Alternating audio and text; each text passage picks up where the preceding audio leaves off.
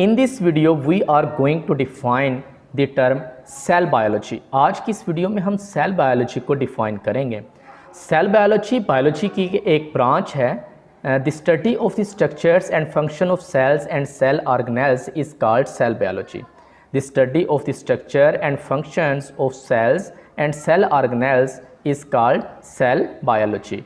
अगर हम जानदारों में पाए जाने वाले सेल और सेल में पाए जाने वाले ऑर्गेनेल्स की साख्तों और अफ़आल का मुताला करते हैं तो इसको सेल बायोलॉजी कहा जाता है।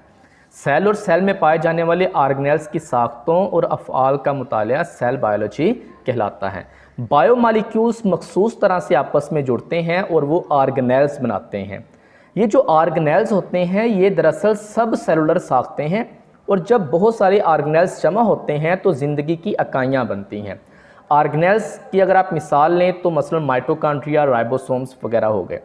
ये ऑर्गेनेल्स जो हैं जब ये जमा होते हैं तो ये ज़िंदगी की इकाइयाँ यानी कि सेल्स बनाते हैं। तो सेल और सेल में पाए जाने वाले ऑर्गेनेल्स की साख्तों और अफ़आल का जो मुताला है इसको हम नाम देते हैं सेल बायोलॉजी का।